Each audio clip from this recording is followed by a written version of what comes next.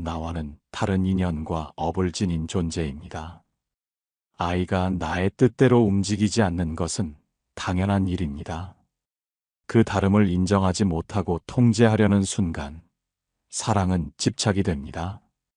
그러니 부모는 늘 스스로를 살펴야 합니다. 나는 아이를 위하는가 아니면 나의 불안을 덮으려 하는가?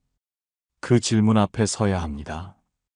만약 불안과 욕심이 숨어 있음을 알아차린다면 그것이 바로 수행의 시작입니다. 부처님께서는 업은 멀리 있는 것이 아니라 말과 눈빛과 침묵 속에서 피어난다라고 하셨습니다. 부모의 말 한마디, 눈빛 하나가 아이의 업을 찢습니다.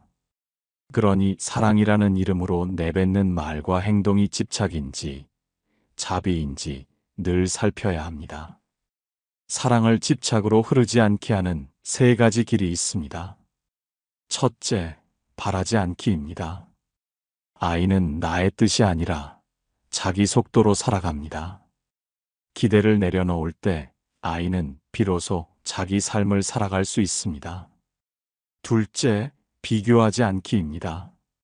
형제와 친구, 세상의 기준으로 아이를 재단하면 아이의 자존은 무너지고 부모의 평온도 깨집니다. 비교는 사랑을 갉아먹고 집착을 키웁니다. 셋째, 내려놓기입니다. 내가 바라는 이상과 역할을 강요하지 않는 순간 부모의 마음은 가벼워지고 관계는 깊어집니다. 내려놓음은 아이를 자유롭게 하고 부모를 평안하게 합니다. 사랑은 무엇을 해줄 때보다 하지 않을 때 더 분명해집니다. 아이의 실수를 탓하지 않을 때, 아이의 말에 귀 기울여줄 때, 아이를 조급하게 몰아세우지 않을 때, 그 순간들이야말로 아이에게는 사랑받고 있다는 확실한 증거로 남습니다. 부처님은 말씀하셨습니다. 그대가 품은 인연은 그대가 짓고 그대가 받는 것이다. 부모의 집착은 결국 자신이 짓는 업이 되어 되돌아옵니다.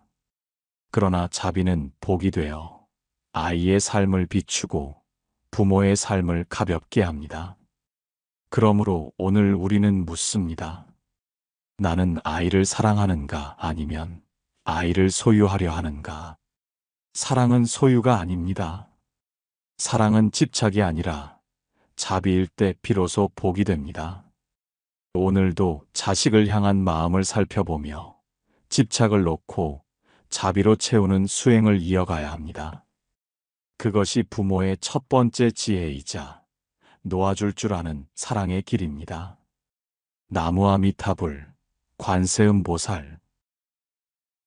아이는 태어난 순간부터 부모의 마음을 비춥니다.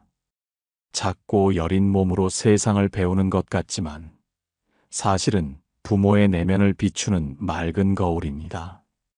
부처님께서는 업은 멀리 있는 것이 아니라 지금 이 순간의 말과 행위에서 드러난다라고 말씀하셨습니다. 부모의 말투, 눈빛, 습관 하나까지도 아이는 고스란히 담아내며 그것은 부모가 쌓아온 업의 그림자를 보여줍니다. 우리는 종종 자식이 힘들게 한다고 말합니다.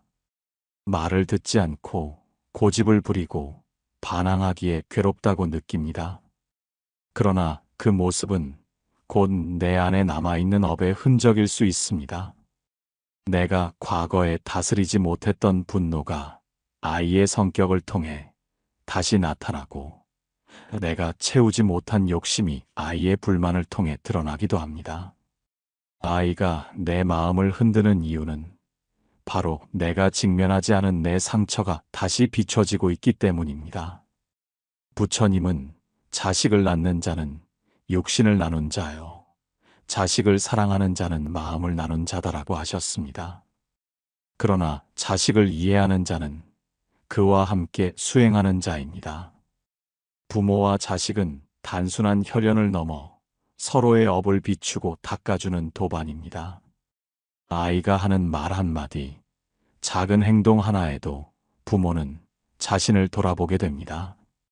예를 들어 보십시오. 아이가 친구와 다투고 와서 울음을 터뜨릴 때 부모의 마음은 흔들립니다. 그 순간 왜 싸웠니? 내가 잘못한 건 아니니? 하고 다그치기보다 내 안의 분노와 불안을 먼저 돌아봐야 합니다. 아이의 울음은 사실 나의 상처를 건드린 울림일 수 있기 때문입니다. 내가 어린 시절 겪었던 외로움과 두려움이 다시 떠오르는 것입니다. 그러니 아이를 탓하기 전에 부모 스스로 자신의 내면을 비춰보아야 합니다. 자식은 부모의 말을 따라하지 않습니다. 부모의 삶을 따라합니다. 내가 말로는 자비를 이야기하면서 삶에서는 화를 참지 못한다면 아이는 그 화를 배웁니다. 내가 입으로는 감사한다 하면서도 불평으로 하루를 채운다면 아이는 그 불평을 거울처럼 비춥니다. 그러니 아이를 변화시키려 하기보다 내가 먼저 변해야 합니다. 그것이 거울 앞에 선 부모의 올바른 태도입니다.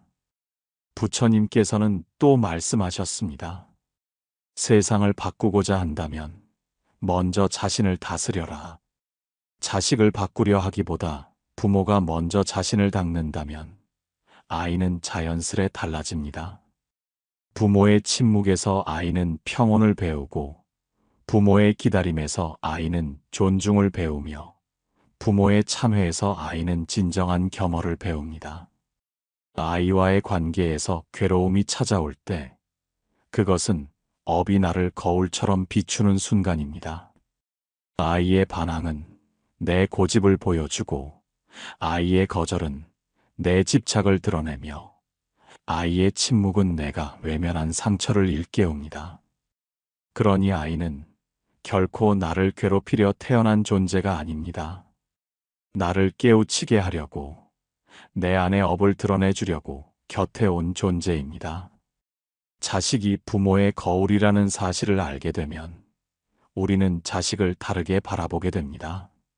아이가 하는 행동 하나가 곧 내 삶을 되돌려주는 메시지임을 알게 됩니다.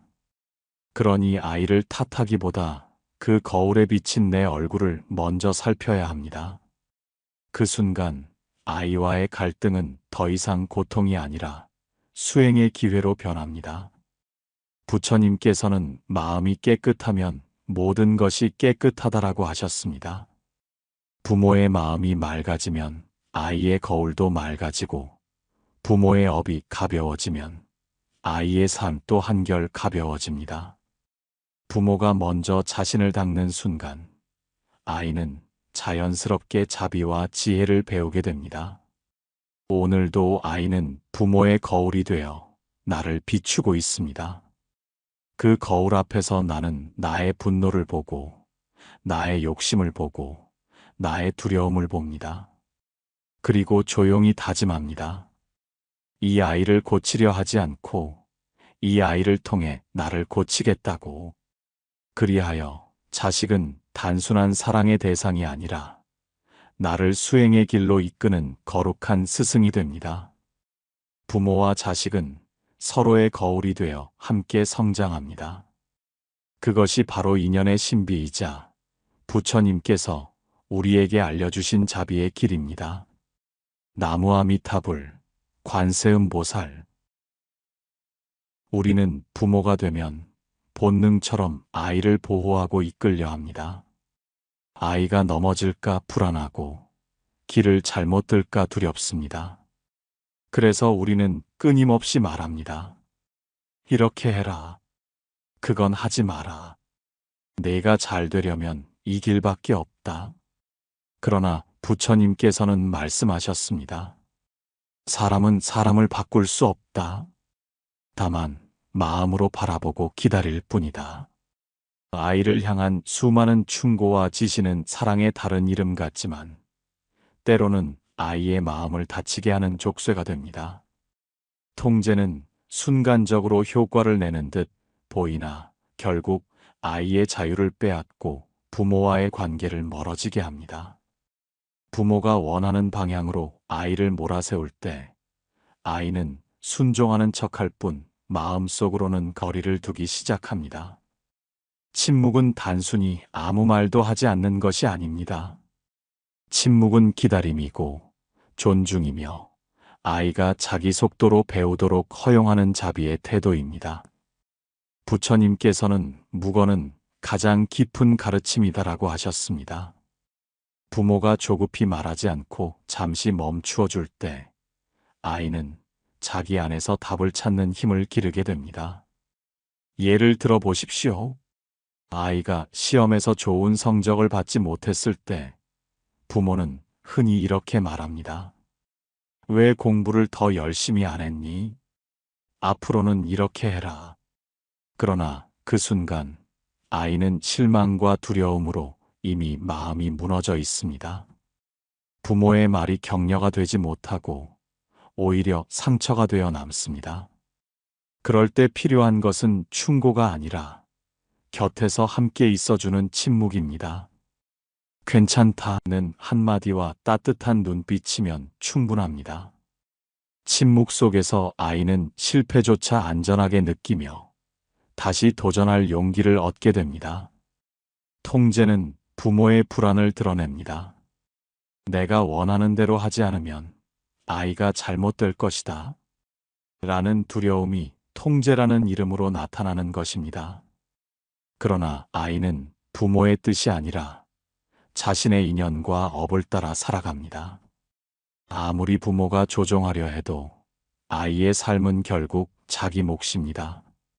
그러니 부모는 통제하려는 마음을 내려놓고 대신 믿고 기다려야 합니다.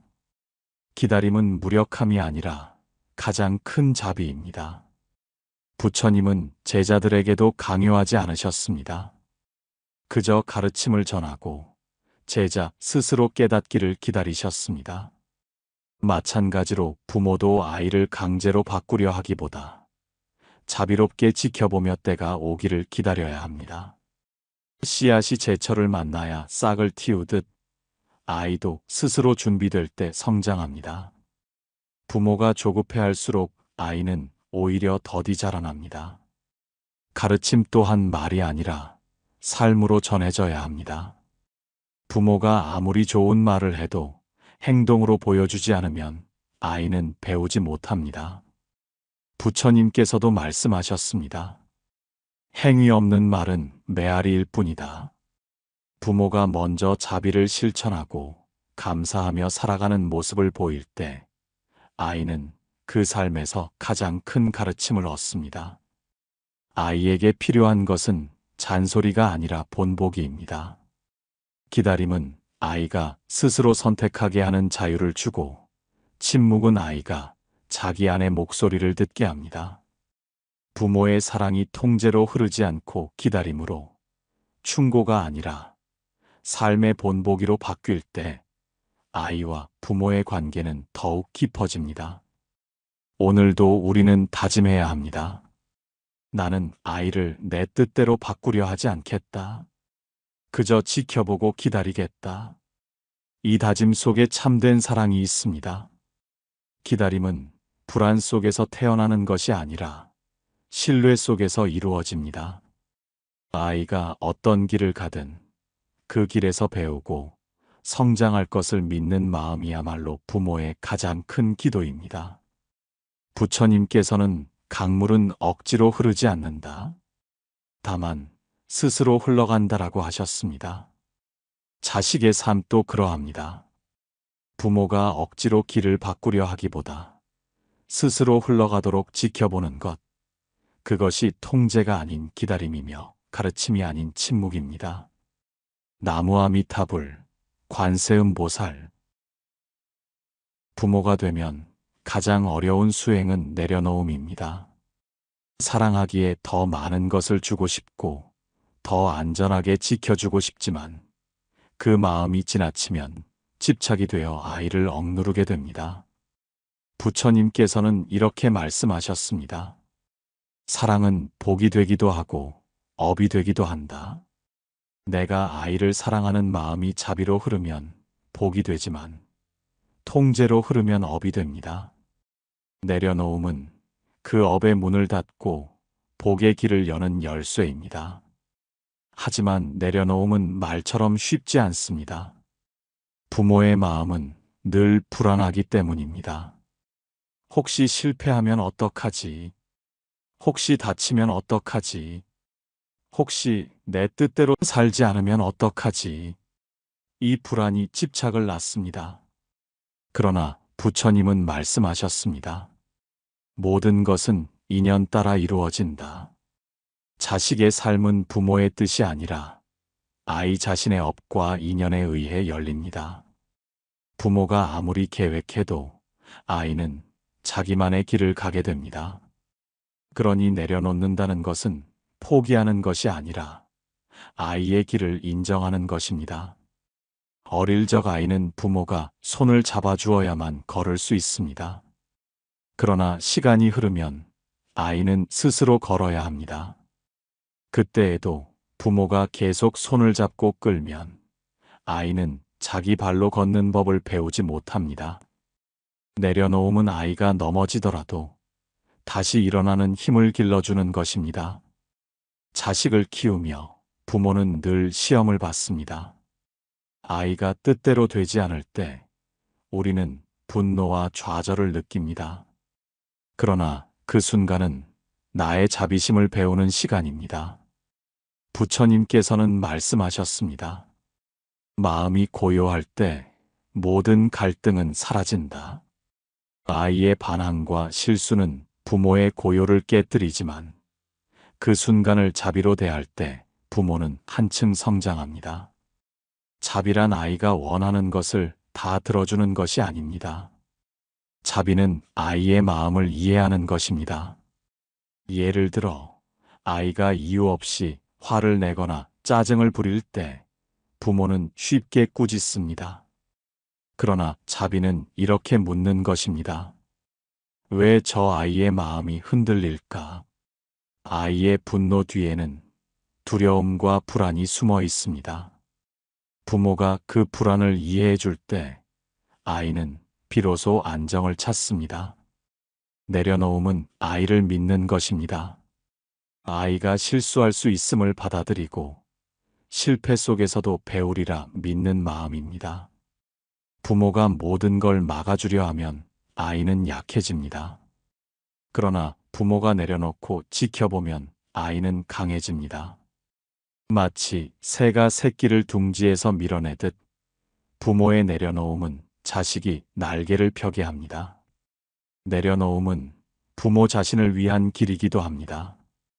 부모가 아이에게 집착할수록 마음은 무겁고 불안은 커집니다. 그러나 내려놓을수록 마음은 가벼워지고 자비는 넓어집니다. 부처님께서는 말씀하셨습니다. 내려놓을수록 그대는 자유로워진다. 부모의 자유가 곧 아이의 자유입니다. 한 어머니가 있었습니다.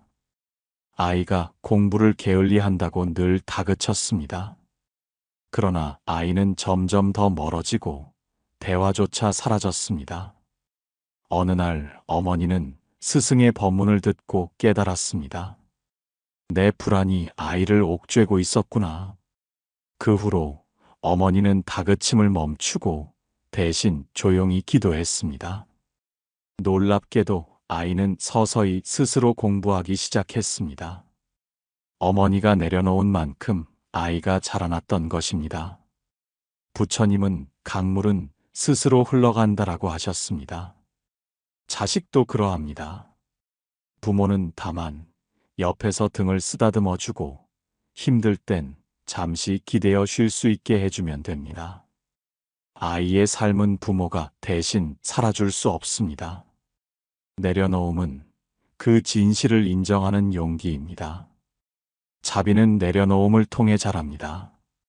아이의 삶을 대신 짊어지려는 집착을 버리고 그저 함께 걸어주려는 마음으로 바뀔 때 부모와 자식은 도반이 됩니다. 부모는 아이에게 배우고 아이는 부모에게 배우며 서로의 삶을 더 깊게 만들어줍니다. 오늘도 우리는 다짐합니다. 나는 아이를 내 뜻대로 하지 않겠다. 그 아이의 길을 인정하고 자비로 품겠다. 이 다짐 속에서 부모는 집착을 내려놓고 자식을 통해 자비를 배웁니다. 내려놓음은 사랑의 끝이 아니라 사랑의 완성입니다. 나무아미타불, 관세음보살. 부모의 사랑은 가장 숭고한 마음이지만 부처님께서는 경계하셨습니다. 사랑은 복이 되기도 하지만 집착으로 흐르면 업이 되기 때문입니다. 우리는 자식을 위한다는 이름으로 때때로 아이를 나의 뜻대로 움직이려 합니다. 그러나 부처님께서는 말씀하셨습니다. 그대의 사랑이 집착으로 흐르면 고통을 낳고 지혜로 흐르면 해탈을 낳는다. 아이를 사랑하면서도 놓아줄 줄 아는 지혜, 그것이 회향의 길입니다. 회향이란 내가 가진 공덕을 나만의 것으로 붙들지 않고 모두에게 돌려주는 것입니다. 부모의 마음에도 회향이 필요합니다. 내가 아이를 사랑하며 쌓아온 정성과 기도가 나의 집착으로 굳어지지 않고 아이에게 복으로 흘러가게 해야 합니다. 우리는 종종 아이에게 말합니다. 너 잘 되라고 그러는 거야. 하지만 그 말 뒤에는 부모의 불안이 숨어 있습니다. 내 뜻대로 되지 않으면 무너질 것 같은 불안. 내가 걸어오지 못한 길을 대신 걸어주길 바라는 욕망. 내 삶의 공백을 아이로 채우려는 집착. 이 모든 마음은 결국 아이에게 무게가 됩니다. 사랑이 업으로 변하는 순간입니다. 부처님은 제자들에게 이렇게 말씀하셨습니다. 그대가 쌓은 공덕은 회향될 때 비로소 빛난다. 부모의 사랑도 그러합니다. 내가 아이에게 쏟은 마음이 집착으로 묶여 있으면 아이도 나도 괴롭습니다. 그러나 그 사랑을 회향으로 바꾸면 아이의 삶은 자유로워지고 부모의 마음은 평안해집니다. 회향의 길은 세 가지 실천으로 이루어집니다. 첫째, 바라지 않는 사랑입니다. 아이가 내 뜻대로 살지 않아도 괜찮다는 마음, 그 자체가 회향입니다. 아이는 나의 분신이 아니라 독립된 존재임을 인정하는 순간, 부모의 사랑은 무게가 아니라 날개가 됩니다. 둘째, 기도로 맡기는 마음입니다. 부모는 모든 것을 대신해 줄 수 없습니다. 그러나 부처님의 자비에 아이의 앞날을 맡길 수는 있습니다. 기도는 집착을 내려놓고 사랑을 자비로 바꾸는 수행입니다. 부처님, 이 아이가 어디에 있든 지혜롭고 자비롭게 살게 하소서. 이 기도 속에서 부모는 마음을 비우고 아이는 보이지 않는 힘으로 감싸집니다. 셋째, 복을 나누는 마음입니다. 아이만 잘 되기를 바라지 않고 모든 아이들이 복을 누리기를 기원하는 마음입니다. 부모의 사랑이 자기 자식에게만 머물면 그것은 좁은 집착이 됩니다.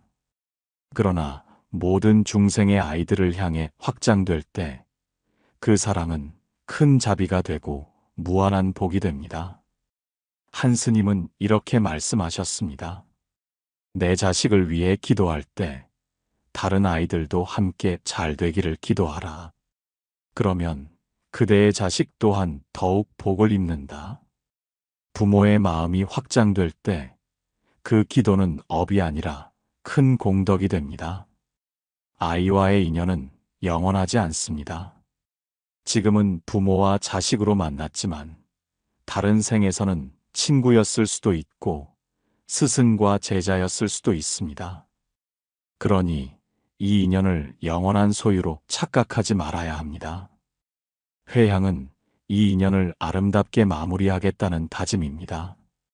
언젠가 아이가 부모의 품을 떠나는 날, 붙잡으려 하지 않고 기도하며 보내줄 수 있는 마음, 그것이 회향입니다. 부처님께서는 말씀하셨습니다. 인연은 붙잡는 것이 아니라 돌려주는 것이다. 부모가 자식을 위해 할 수 있는 마지막 사랑은 결국 놓아주는 것입니다. 내가 주었던 사랑을 회향하여 그 아이가 홀로 설 수 있도록 돕는 것입니다. 어느 날 아이가 이렇게 말할지도 모릅니다. 엄마, 아빠, 왜 나를 믿지 못했어? 그냥 내 길을 가게 두지 않았어. 그 질문 앞에서 부모는 부끄러울 수 있습니다. 그러나 지금이라도 회향의 길을 걸으면 늦지 않습니다. 아이의 삶을 있는 그대로 인정하고 그 선택을 믿어주는 것. 그것이 사랑이 업으로 흐르지 않게 하는 마지막 길입니다. 오늘도 우리는 기도합니다. 이 아이가 나의 집착이 아닌 나의 자비로 자라나게 하소서. 이 인연이 괴로움이 아닌 복으로 회향되게 하소서. 그 기도 속에서 부모는 자유로워지고 아이는 밝아집니다. 자식을 사랑하되 놓아줄 줄 아는 지혜. 그것이 부처님께서 우리 부모에게 주신 가장 큰 가르침입니다. 사랑이 업이 되지 않도록 오늘도 우리는 기도하며 내려놓고 회향하며 자비를 배웁니다. 나무아미타불, 관세음보살. 오늘 우리는 자식을 사랑하되 집착하지 않고 놓아줄 줄 아는 지혜를 나누었습니다. 자식은 나의 기쁨이자 수행의 거울이며 나를 성장시키는 인연입니다. 부모의 사랑이 업이 되지 않도록 기도로 다스리고 자비로 품는다면 그 사랑은 복으로 회향될 것입니다. 오늘의 말씀이 여러분의 삶에도 작은 등불이 되길 기원합니다. 나무아미타불, 관세음보살. 금강경의 울림은 단단한 진리이자 자비로운 위로입니다. 오늘 하루가 무거웠다면 이제는 이 말씀 속에서 마음을 잠시 쉬어가세요. 듣기만 해도 마음이 고요해지고 복이 저절로 스며듭니다. 오늘 하루를 보내며 당신의 마음은 얼마나 무거웠습니까? 사람들 앞에서는 아무렇지 않은 듯 웃었지만 속으로는 알 수 없는 피로와 슬픔이 쌓여가고 있지 않았습니까? 누군가의 말에 마음이 흔들리고 작은 사건에도 감정이 무너지고 밤이 되면 고요 속에서 혼자 괴로움과 마주하는 시간이 찾아오지 않았습니까? 우리는 누구나 하루의 끝에서 지친 마음을 내려놓고 싶어 합니다. 그러나 내려놓고 싶어도 내려놓지 못하는 것이 인간의 습관입니다. 머릿속에서 떠나지 않는 기억, 마음을 짓누르는 후회, 풀리지 않는 걱정이 끝내 손에 들려 있어 쉽게 놓아지지 않습니다. 이때 필요한 것이 바로 금강경의 말씀입니다. 금강경은 단단한 금강석처럼 강인한 진리를 담고 있으면서도 동시에 그 금강석이 모든 집착을 산산이 부수어버리는 힘을 보여줍니다. 부처님께서는 이 경전에서 이렇게 말씀하셨습니다. 마땅히 머무는 바 없이 그 마음을 내라. 이 한 문장은 오늘 하루 괴로움에 갇혀있던 우리 마음을 풀어주는 열쇠입니다. 머무는 바 없이 마음을 낸다는 것은 집착하지 않고 붙잡지 않고 지나가는 것을 지나가게 두는 것입니다. 우리가 괴로운 이유는 결국 머무는 바에 집착하기 때문입니다. 과거의 기억에 머물고 미래의 걱정에 머물고 지금 내 앞에 있는 사람의 평가에 머물며 마음을 괴롭히는 것입니다. 그러나 금강경의 가르침은 그 머무름에서 벗어나라는 것입니다. 머물지 않고 마음을 내면 괴로움의 뿌리가 서서히 풀리기 시작합니다. 이제 눈을 감고 깊게 숨을 들이마셔 보십시오. 그리고 천천히 내쉬어 보십시오. 들이마신 숨은 오늘의 무거움까지 함께 들어왔다가 내쉬는 숨결에 실려 조금씩 흘러나갑니다. 호흡 위에 금강경의 말씀을 실어 보십시오. 머무는 바 없이 마음을 내라. 그 말을 따라 숨을 내쉴 때마다 마음에 붙들린 것들이 조금씩 풀어져 나갑니다. 당신은 이미 하루를 충분히 살아냈습니다. 괴로움 속에서도 버텨냈고 외로움 속에서도 견뎠습니다.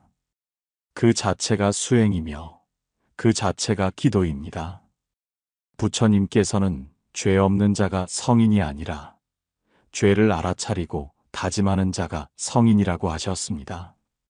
마찬가지로 괴로움이 없는 자가 지혜로운 것이 아니라 괴로움을 알아차리고 그 괴로움을 끌어안고 다시 살아가려는 자가 지혜로운 것입니다. 오늘 당신의 괴로움은 금강경의 말씀 앞에서 작아질 수 있습니다. 머무는 바 없이 마음을 내는 순간 억눌렸던 감정은 비로소 흐름을 얻습니다. 억울했던 말, 후회스러운 행동, 걱정스러운 내일이 머무는 바 없는 마음 앞에서는 단지 스쳐가는 바람일 뿐입니다. 그 바람을 억지로 막지 말고 그저 지나가게 두십시오. 그러면 바람은 잠시 스치고 사라지지만 마음은 오히려 더 단단해집니다. 괴로움은 무너뜨리는 것이 아니라 우리를 깨닫게 하는 자극입니다. 괴로움 속에서만 우리는 참된 가르침을 들을 준비가 됩니다. 금강경은 그 괴로움 속에 들어와 우리를 위로합니다. 머무는 바 없이 마음을 내라. 그 한 문장이 당신의 하루에 무너진 마음을 다시 세워줍니다. 이제 자신에게 말해 보십시오. 나는 지금 이대로도 괜찮다. 나는 오늘도 잘 버텼다. 괴로움 속에 있었지만 그 괴로움을 견디고 이 자리에 와 있는 당신은 이미 복을 지닌 존재입니다. 금강경의 말씀은 그 사실을 잊지 않게 합니다. 오늘 하루의 고단함을 다 안고도 여전히 살아있는 나, 여전히 숨 쉬는 나, 여전히 누군가를 떠올리고 기도할 수 있는 나. 그 사실 하나가 이미 부처님 앞에서 존귀한 존재임을 증명합니다. 기도는 완벽하지 않아도 됩니다. 오늘 하루 제대로 기도하지 못했더라도 괜찮습니다. 괴로움이 많아 집중하지 못했더라도 괜찮습니다. 중요한 것은 지금 이 순간 금강경의 말씀을 들으며 마음을 열고 있다는 사실입니다. 그 하나만으로도 기도는 이미 이루어지고 있습니다. 이제 당신은 괴로움 속에서도 편안으로 옮겨가고 있습니다.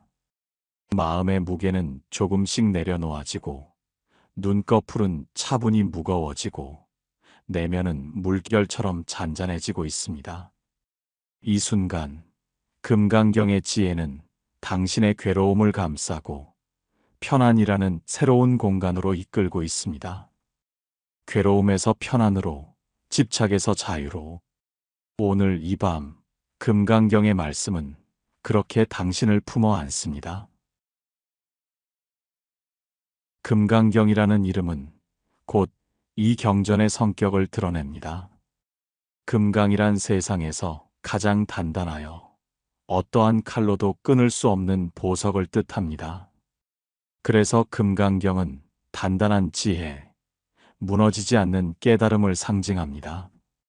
부처님께서 제자 수보리에게 설하신 이 가르침은 단순한 위로의 말씀이 아닙니다. 인간의 마음 깊은 뿌리를 뒤흔드는 단단하면서도 날카로운 진리의 칼날입니다. 우리는 흔히 인생의 어려움 앞에서 의지할 무언가를 찾습니다. 누군가는 재물을 의지하고 누군가는 사람을 의지하며 또 다른 이는 명예와 지위를 의지합니다. 그러나 금강경은 그 모든 의지가 실체 없는 그림자임을 밝힙니다. 눈에 보이는 것은 결국 사라지고 귀에 들리는 소리는 끝내 침묵으로 돌아갑니다. 우리가 의지하려는 대상이 본래 덧없음을 알게 될 때 비로소 단단한 진리의 뿌리를 찾을 수 있습니다. 부처님께서는 말씀하셨습니다. 일체의 상은 허망하다. 만일 상이 아닌 줄을 본다면 곧 열애를 보리라. 이 구절은 금강경의 핵심 중 하나입니다. 눈에 보이는 모든 형상, 귀에 들리는 모든 소리가 결국 허망함을 알게 될 때 우리는 진정한 진리와 마주하게 된다는 뜻입니다.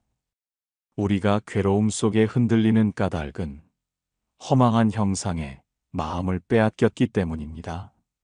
상대의 말 한마디, 세상의 평가, 하루의 성공과 실패에 마음이 붙잡혀 스스로를 괴롭히는 것입니다. 하지만 그것들이 본래 허망하다는 사실을 알게 되면 그 순간부터 마음은 더 이상 쉽게 무너지지 않습니다. 금강경의 단단한 진리는 번뇌를 억누르는 힘이 아니라 번뇌를 투과하는 지혜입니다. 억지로 괴로움을 부정하거나 피하는 것이 아니라 괴로움이 허망함을 꿰뚫어보고 지나가는 과정임을 깨닫게 하는 것입니다. 마치 돌처럼 무거운 괴로움이 사실은 안개처럼 사라질 수 있다는 사실을 알게 되면 그 괴로움은 더 이상 우리를 붙잡지 못합니다. 오늘 당신이 겪은 일상 속의 아픔을 떠올려 보십시오.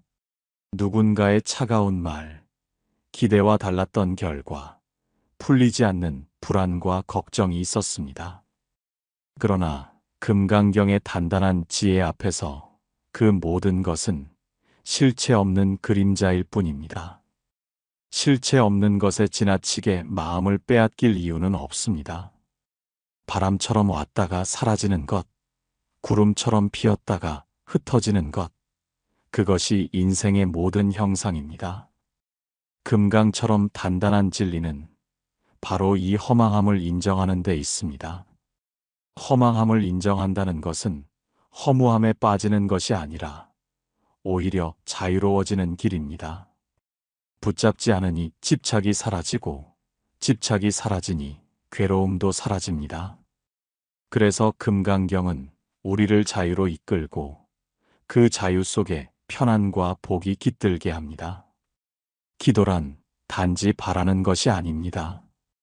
기도란 진리를 인정하는 태도입니다. 금강경을 들으며 허망한 것들의 본 모습을 알아차리는 순간 우리는 이미 기도하고 있는 것입니다. 기도는 입술의 소리가 아니라 마음의 자각입니다. 허망한 것을 허망하다고 보는 순간 마음은 단단해지고 삶은 흔들리지 않게 됩니다. 금강석은 단단하여 무엇으로도 깨뜨릴 수 없지만 동시에 그 단단함은 모든 것을 산산이 부수는 힘으로도 작용합니다. 금강경 또한 그렇습니다. 집착을 단단하게 붙잡은 우리의 마음을 산산이 부수어 자유롭게 하고 동시에 그 자유 속에서 다시 단단한 평온을 세워줍니다. 이제 마음속으로 되뇌어 보십시오. 모든 상은 허망하다. 허망함을 아는 순간 나는 자유롭다. 이 고백은 단순한 말이 아닙니다. 삶의 태도를 바꾸는 단단한 다짐입니다. 오늘 당신이 겪은 괴로움과 상처도 이 말씀 앞에서 허망한 그림자로 흩어져 갑니다.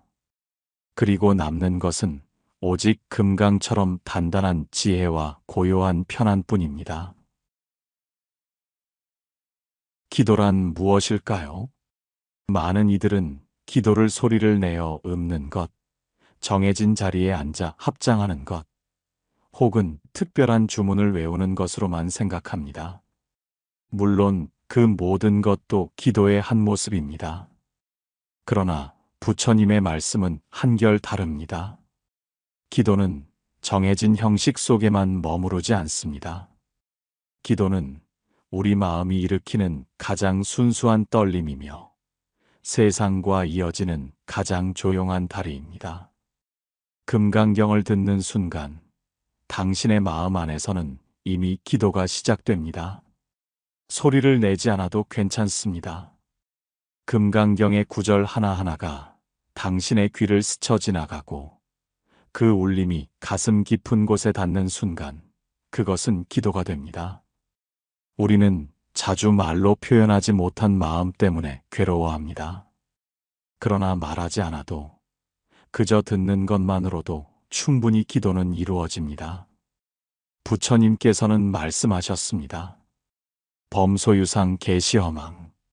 모든 형상은 허망하다는 이 말씀은 단순히 눈앞의 사물에 대한 정의가 아닙니다. 우리의 마음이 집착하는 온갖 감정, 생각, 말들 역시 허망하다는 것입니다. 듣는 순간 이 구절은 우리의 내면을 비춥니다. 허망함을 자각하는 순간 마음은 더 이상 헛된 집착에 머물지 않습니다. 듣는 것 자체가 수행이 되고 수행은 곧 기도가 됩니다. 우리가 기도를 어렵게 느끼는 까닭은 기도를 무언가 특별한 사람들만 할 수 있는 행위라고 오해하기 때문입니다. 하지만 금강경의 울림은 누구에게나 열려 있습니다. 귀로 듣고 마음으로 느끼는 것만으로도 기도는 이미 시작됩니다. 부처님의 말씀은 당신이 복잡한 언어를 다 이해하지 않아도 괜찮다고 알려줍니다. 중요한 것은 뜻이 아니라 울림입니다. 뜻을 몰라도 그 소리가 당신의 마음에 닿는다면 그것은 이미 당신의 기도입니다. 하루를 살아내며 쌓인 피로와 걱정으로 인해 때로는 집중하지 못할 때도 있을 것입니다.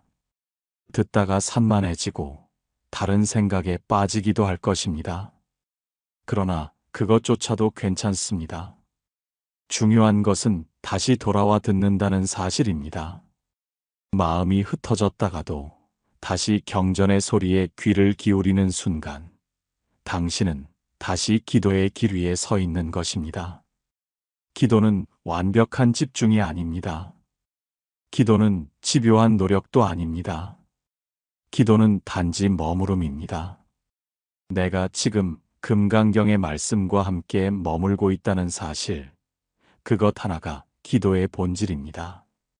금강경을 듣는 지금 이 순간, 이미 당신의 마음은 부처님의 품 안에 있습니다. 한번 상상해 보십시오.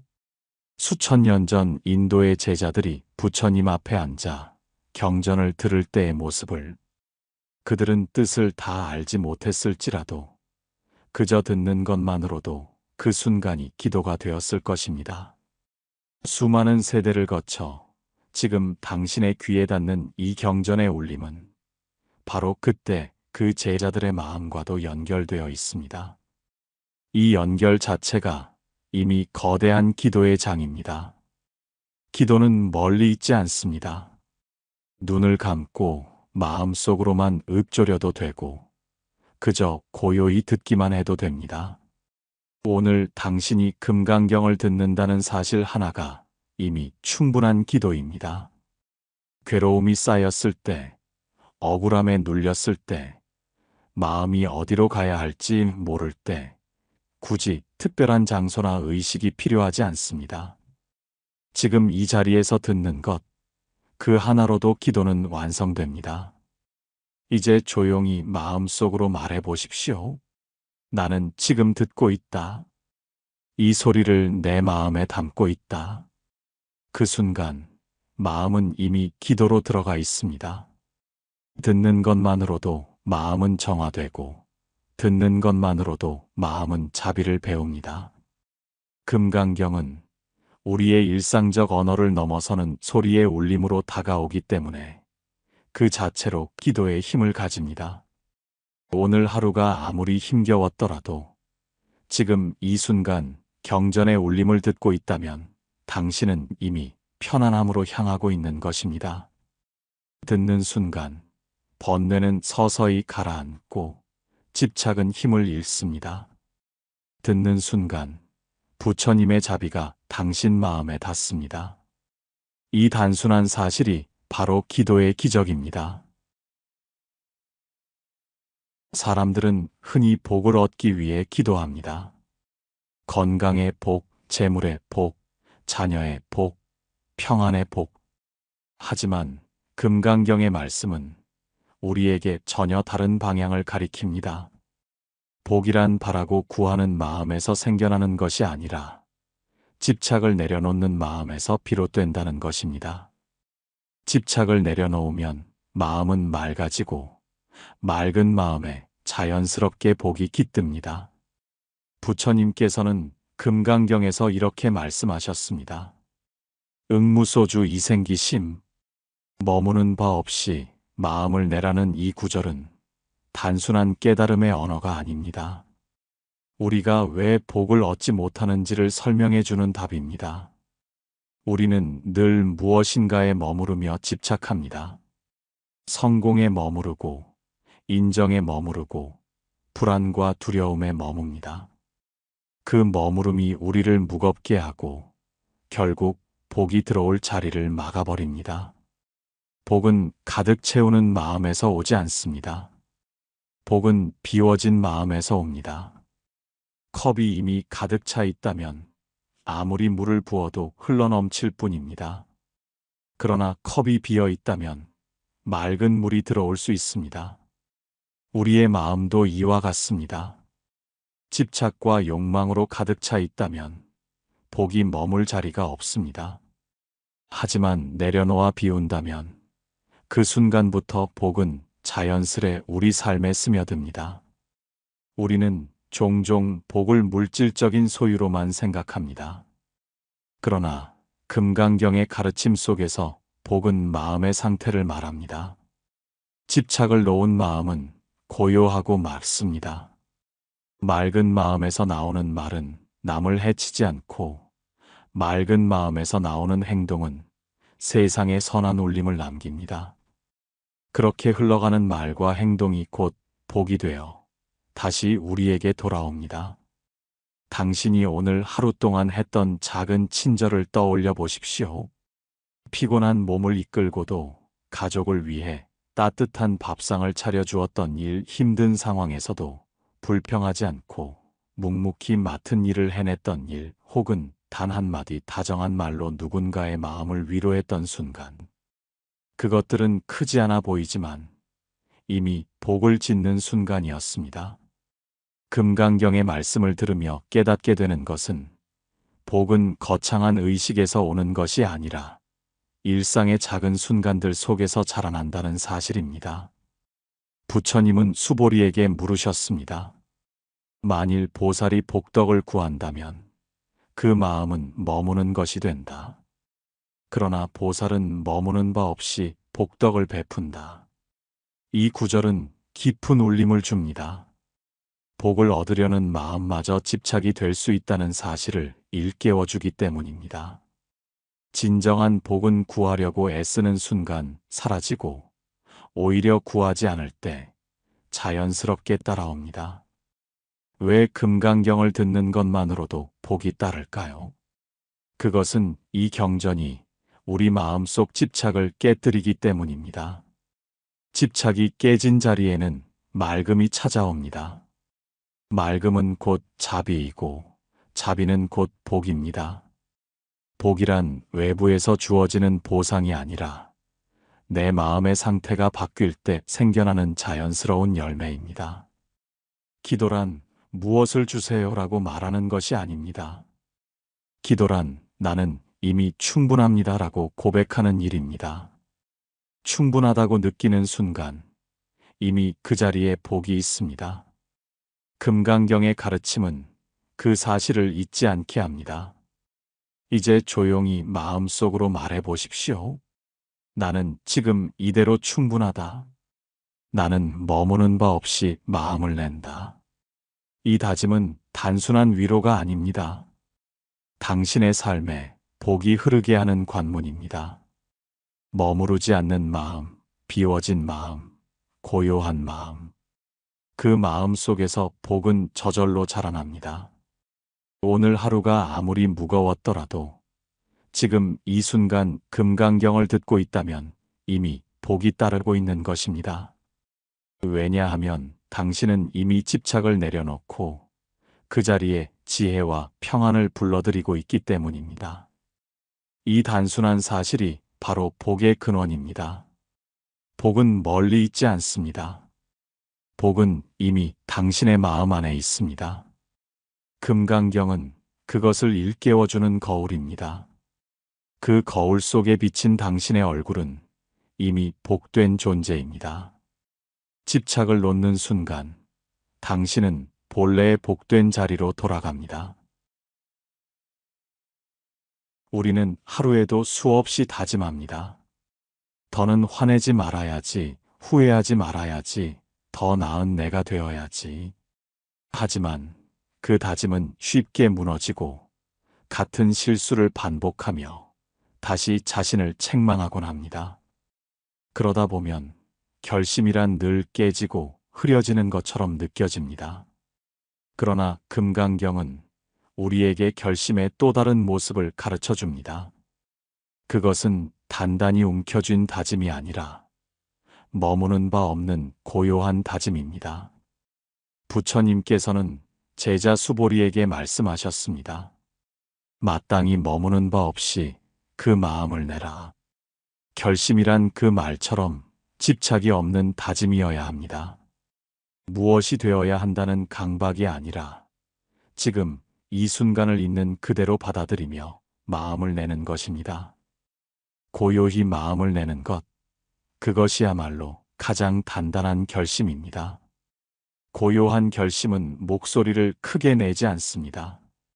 세상에 선언하지도 않습니다. 그것은 오히려 침묵 속에서 더욱 깊어집니다. 오늘 하루의 끝에서 금강경의 말씀을 듣고 눈을 감은 순간 마음속에 조용히 일어나는 다짐이 있습니다. 나는 지금 이대로 충분하다. 그러나 더 맑아지기를 원한다. 이 다짐은 세상의 어떤 약속보다도 무겁고 동시에 어떤 결심보다도 자유롭습니다. 기도는 완벽하지 않아도 됩니다. 결심도 마찬가지입니다. 우리는 종종 결심을 흔들림 없는 완벽한 약속으로 생각합니다.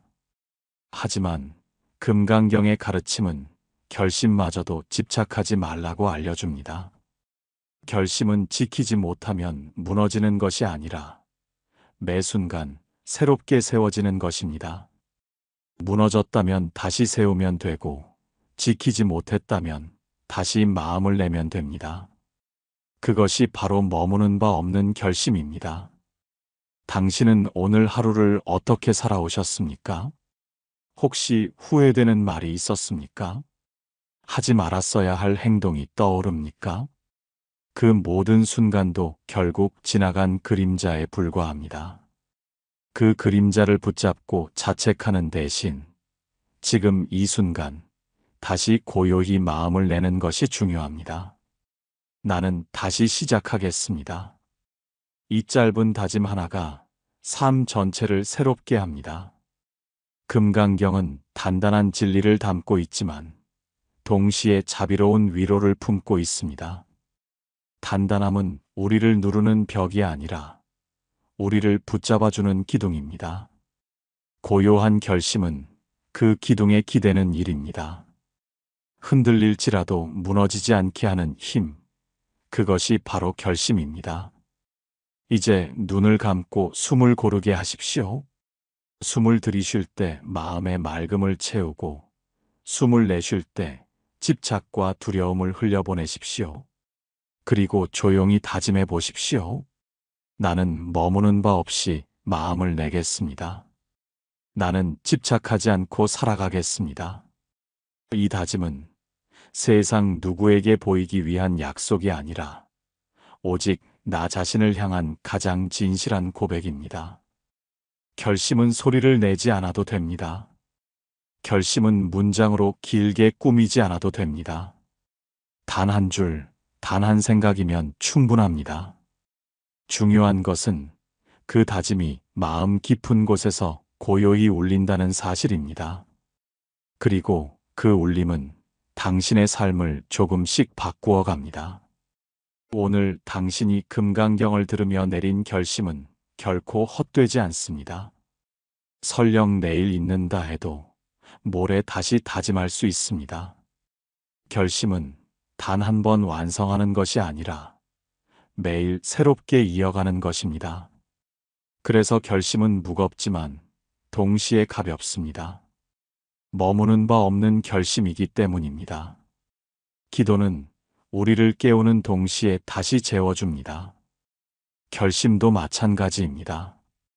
결심은 우리를 앞으로 나아가게 하지만 동시에 지금 이 자리에서 충분하다고 말해줍니다.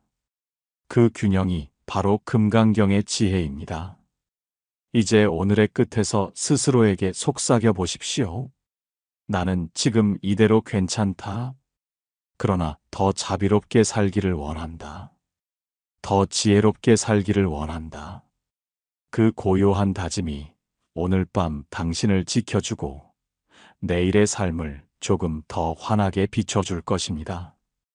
금강경은 그 다짐이 꺾이지 않도록 언제나 곁에서 단단한 울림을 보내줄 것입니다. 당신은 이미 충분히 기도하셨습니다. 금강경의 지혜가 오늘 당신의 괴로움을 감싸고 편안과 복이 삶에 머물기를 기원합니다. 고요한 마음으로 오늘 밤 평안히 쉬시길 바랍니다. 살다 보면 원망이 쌓여 세상 전체가 나를 괴롭히는 것처럼 느껴질 때가 있습니다. 하지만 부처님께서는 말씀하셨습니다. 세상은 그대를 괴롭힌 것이 아니니라. 그대의 마음이 스스로를 괴롭힌 것이니라. 오늘은 원망을 내려놓고 고요한 마음으로 복을 여는 길을 함께 걸어가겠습니다. 제자는 깊은 한숨을 내쉬며 부처님 앞에 다가왔습니다. 부처님, 저는 억울합니다. 세상은 늘 저를 괴롭히고 사람들은 제 마음을 아프게 합니다. 남들은 웃으며 살아가는데 왜 저에게만 불행이 따르는 것입니까? 부처님은 잠시 그를 바라보다 조용히 말씀하셨습니다. 그대여, 세상이 그대를 괴롭힌 것이 아니니라. 그대의 마음이 스스로를 괴롭히고 있느니라. 제자는 눈을 크게 뜨며 반문했습니다. 하지만 분명 저는 남들의 말과 행동 때문에 상처받았습니다. 어찌 그것이 제 마음 때문이라 하십니까? 부처님께서는 곁에 있던 작은 거울을 들어 보이셨습니다. 거울은 본래 아무 빛깔도 없다. 그러나 무엇을 비추느냐에 따라 밝게도 어둡게도 아름답게도 보인다. 그대의 마음 또한 그러하니라. 마음에 원망이 가득하면 세상은 온통 원망스레 비칠 것이고 마음에 자비가 머물면 같은 세상도 은혜롭게 다가오리라. 제자는 거울 속에 비친 자신의 얼굴을 오래 바라보았습니다. 그제야 알았습니다. 세상이 자신을 미워한 것이 아니라 자신이 원망을 품은 채 세상을 바라보고 있었음을. 세상은 늘 그대로 있었는데 달라지는 것은 언제나 자기 마음이었던 것입니다. 제자는 떨리는 목소리로 다시 물었습니다. 부처님, 저는 왜 이렇게 쉽게 흔들립니까? 작은 말에도 화가 나고 작은 상처에도 마음이 무너집니다. 부처님께서 바람에 흔들리는 나뭇가지를 가리키셨습니다. 바람은 늘 분다. 그러나 바람에 흔들리지 않는 큰 나무도 있지 않느냐? 그대의 마음이 아직 깊이 뿌리내리지 못했기에 작은 바람에도 요동치는 것이다. 마음을 억지로 다잡으려 하지 말고 바람이 불어옴을 있는 그대로 바라보아라. 그때 바람은 그대를 괴롭히는 적이 아니라 마음을 단단하게 해주는 스승이 되느니라. 제자는 고개를 숙이며 중얼거렸습니다.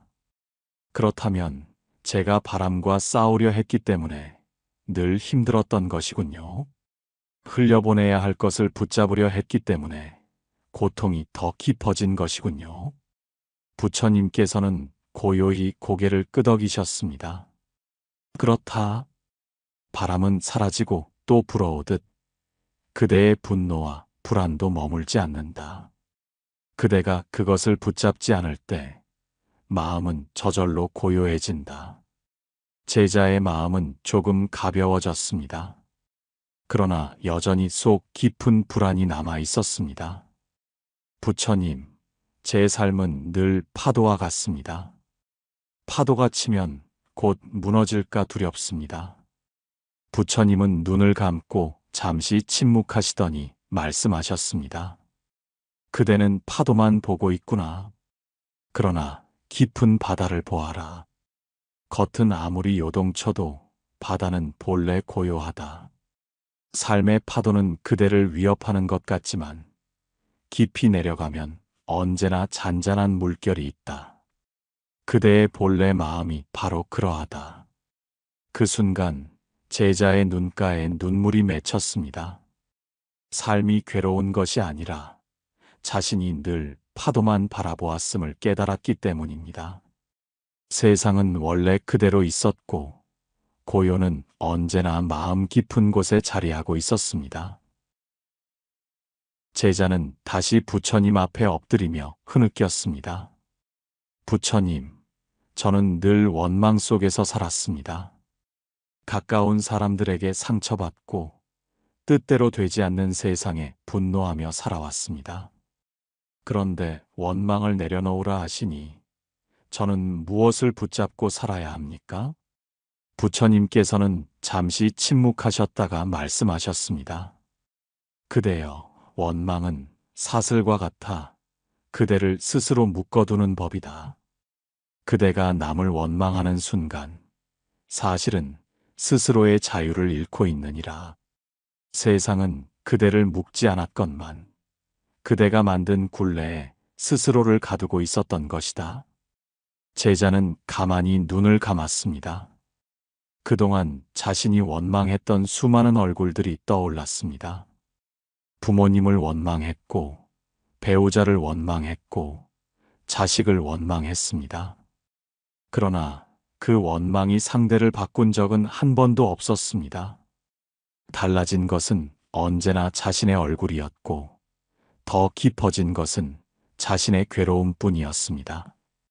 부처님, 그렇다면 원망은 저를 지키기 위한 것이 아니라 저를 파괴하는 것이었군요. 부처님은 잔잔히 고개를 끄덕이셨습니다. 그렇다. 독을 마시고 상대가 쓰러지기를 바라는 것이 원망이다. 그러나 그 독은 먼저 그대를 병들게 하느니라. 그대가 원망을 놓는 순간 복이 흘러들어올 길이 열리느니라. 제자의 가슴은 무겁게 저려왔습니다.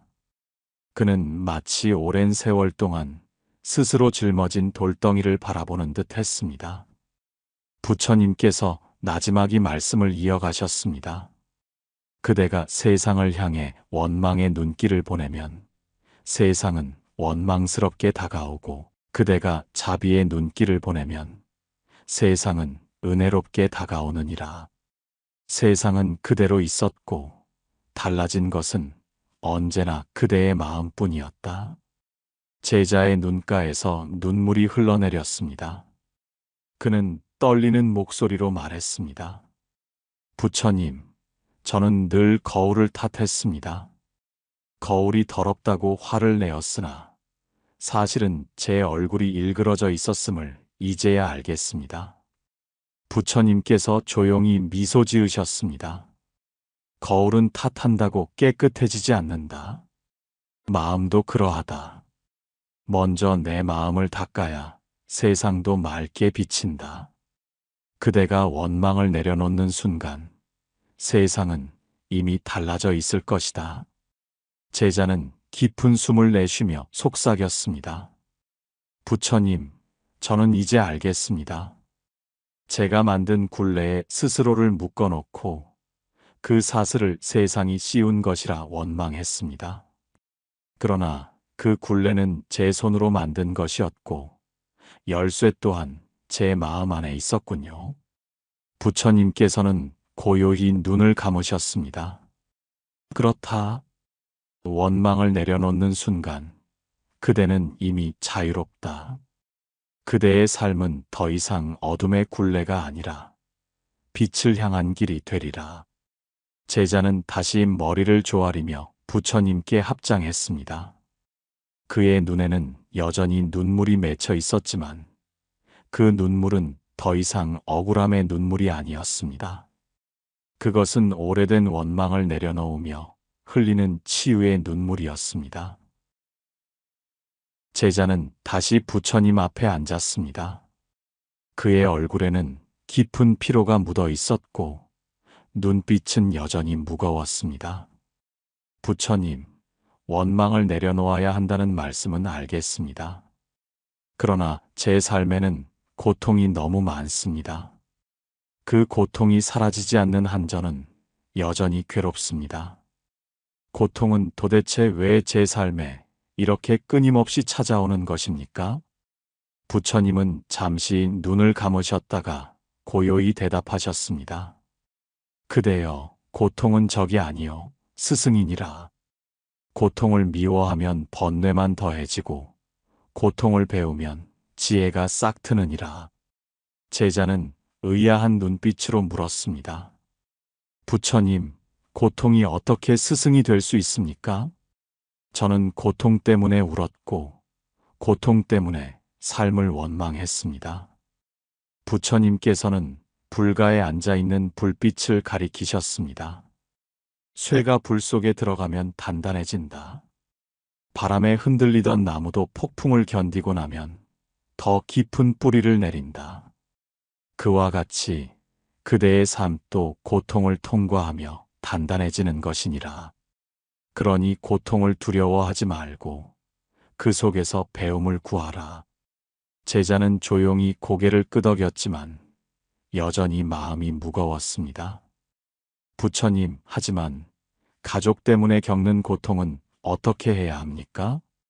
부모님께 인정받고 싶었지만 꾸중만 들었을 때, 자식을 위해 헌신했지만 원망의 말을 들었을 때 그 고통은 더 깊고 쓰라립니다. 부처님께서는 부드럽게 눈을 감으셨다가 말씀하셨습니다. 부모와 자식의 인연은 깊은 업으로 맺어진 것이다. 때로는 가장 큰 기쁨을 주지만 때로는 가장 큰 상처를 주기도 하느니라. 그러나 그 상처마저도 그대를 깨우기 위한 부처의 손길임을 잊지 말라. 가족으로 인한 고통 속에서 그대는 집착을 버리고 자비를 배워야 하느니라. 제자의 눈에서 눈물이 흘러내렸습니다. 그는 떨리는 목소리로 고백했습니다. 저는 늘 제 자식이 제 뜻대로 되지 않는다고 괴로워했습니다. 그것이 사랑이라고 믿었지만 사실은 집착이었습니다. 이제야 알겠습니다. 사랑 속에 집착이 섞이면 고통이 되고 집착을 내려놓으면 자비가 되는군요. 부처님은 잔잔히 고개를 끄덕이며 말씀하셨습니다. 그렇다. 자식을 가르치려 하기보다 자식을 통해 배우려 하라. 그 순간 부모와 자식 모두가 함께 성장하게 되느니라. 부모는 자식을 거울로 삼고 자식은 부모를 스승으로 삼는다. 그 인연 속에서 괴로움을 감사로 바꿀 때 고통은 이미 복이 되는 법이다. 제자는 깊은 숨을 내쉬며 속삭였습니다. 부처님, 저는 이제 고통을 피하지 않겠습니다. 괴로움이 찾아올 때 왜 나에게만 이런 일이 일어나는가라 묻지 않고 이 고통이 내게 무엇을 가르쳐 주는가를 묻겠습니다. 그렇게 할 때 고통은 짐이 아니라 길이 될 것입니다. 부처님은 미소 지으시며 말씀하셨습니다. 그대여, 불 속에서 단단해지는 쇠처럼 고통 속에서 지혜를 배우는 이는 결코 무너지지 않는다. 삶이 그대를 흔들 때마다 그것이 스승의 가르침임을 잊지 말라. 제자의 눈빛은 여전히 젖어 있었지만 그 안에는 처음으로 잔잔한 빛이 깃들기 시작했습니다. 제자는 부처님께 다시 다가와 고개를 떨군 채 속삭였습니다. 부처님, 고통이 스승이라는 말씀은 알겠습니다. 그러나 저는 때때로 모든 힘이 다 빠져나가고 앞이 보이지 않는 어둠 속에 앉아 있는 듯 합니다. 그럴 때는 무엇으로 다시 일어나야 합니까? 부처님은 제자의 손끝을 바라보시며 말씀하셨습니다. 어두운 방에서 촛불 하나만 켜도 방 안이 환해지지 않느냐? 그대의 삶도 그러하니라. 마음의 등불 하나만 다시 밝히면 그대가 앉아있는 어둠은 더 이상 어둠이 아니다. 제자는 눈을 감으며 중얼거렸습니다. 하지만 저는 이미 많은 것을 잃었습니다. 집도 잃고 사람들도 떠났습니다. 빈손뿐인데 무엇으로 다시 시작할 수 있습니까? 부처님께서는 그의 빈손을 가만히 바라보셨습니다. 빈손을 두려워하지 말라. 무언가를 움켜쥐고 있다면 새 것을 잡을 수 없듯 빈손이 된 것은 새로운 시작을 허락받은 것이니라. 그대가 잃었다고 생각한 순간이야말로 다시 잡을 기회가 열리는 순간이다. 제자의 눈가에 눈물이 맺혔습니다. 그는 마치 오래 움켜쥔 돌덩이를 내려놓는 듯 마음이 조금 가벼워졌습니다. 부처님께서 말씀을 이어가셨습니다. 그대가 살아 숨쉬고 있다는 것, 그것이 가장 큰 선물이다. 숨이 있다는 것은 다시 일어날 기회가 있다는 뜻이다. 세상이 그대를 버린 것이 아니라 그대가 마음의 등불을 꺼버린 것뿐이다. 등불을 다시 밝히면 삶은 언제든 새로이 빛날 수 있느니라. 제자는 흐느끼며 속삭였습니다. 부처님, 저는 이제 알겠습니다. 제가 어둠 속에 앉아 있었던 것은 세상이 저를 버려서가 아니라 제가 스스로 등을 꺼뜨렸기 때문이었습니다. 이제 다시 마음의 등불을 밝히겠습니다. 부처님은 잔잔히 미소를 지으셨습니다. 그렇다. 그대가 불을 밝히면 주위도 함께 밝아지느니라.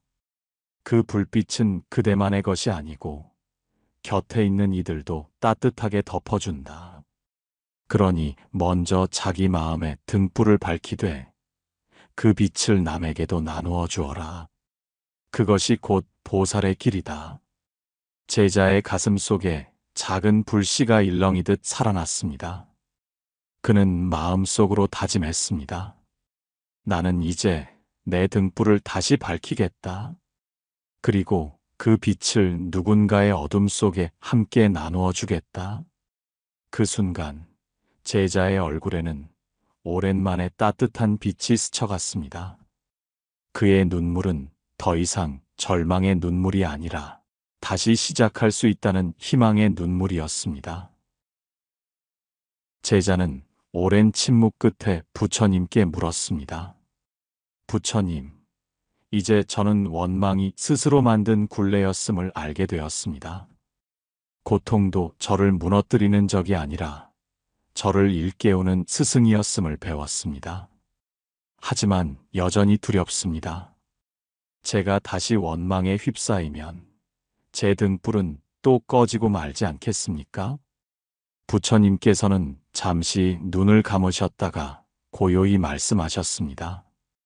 그대여, 바다는 언제나 파도를 일으키지만 깊은 곳은 흔들리지 않는다. 마음 또한 그러하니라. 그대가 마음의 깊은 곳을 지키면 어떤 풍파에도 무너지지 않는다. 제자는 숨을 고르며 고개를 끄덕였습니다. 그동안 자신은 파도만 바라보다 두려움에 사로잡혔음을 알게 되었습니다. 이제는 마음의 깊은 곳에 뿌리를 내려야 한다는 것을 깨달았습니다. 부처님께서는 이어서 말씀하셨습니다. 그대의 마음이 고요해지면 세상은 꽃은 꽃으로, 바람은 바람으로 다가온다. 그러나 그대의 마음이 흐리면 꽃도 시든 듯 보이고 바람도 괴로운 소리로 들리느니라. 세상은 본래 그대로 있었고 달라지는 것은 언제나 그대의 마음이었다. 제자의 눈가에 눈물이 맺혔습니다. 부처님, 이제 저는 알겠습니다. 세상은 변하지 않았습니다. 제가 세상을 향해 품은 마음이 세상을 그렇게 보이게 만들었을 뿐입니다. 제가 원망을 내려놓으면 세상은 달라지고 제가 고요를 품으면 세상은 평온해집니다. 부처님은 잔잔히 미소 지으며 고개를 끄덕이셨습니다. 그렇다. 그대가 원망을 놓는 순간 복의 문이 열린다. 그대의 마음이 고요해지면 그 고요가 곧 복이 되고 그 복은 그대뿐 아니라 곁에 있는 이들에게도 흘러가느니라. 그러니 원망하지 말고 감사하여라. 집착하지 말고 자비를 품어라. 그 길 위에서 세상은 이미 은혜롭게 그대를 감싸줄 것이다. 제자는 깊은 절을 올리며 속삭였습니다. 부처님, 저는 이제 세상을 고치려 하지 않겠습니다. 먼저 제 마음을 고요히 하겠습니다. 제가 마음을 닦으면 세상도 저절로 달라져 보일 것입니다. 그의 얼굴에는 오랜 세월 붙들고 있던 돌덩이가 내려간 듯한 편안함이 번져 있었습니다. 그는 더 이상 절망의 눈물을 흘리지 않았습니다. 이제 그의 눈빛에는 감사와 자비의 빛이 머물렀습니다. 세상은 본래 그대로였습니다. 변하는 것은 언제나 내 마음이었습니다. 그대가 원망을 놓는 순간 세상은 이미 달라져 보이고 그 고요 속에서 복은 흘러들어옵니다. 숨결 따라, 마음 따라. 오늘도 부처님의 자비가 당신의 하루에 함께하기를 기원합니다.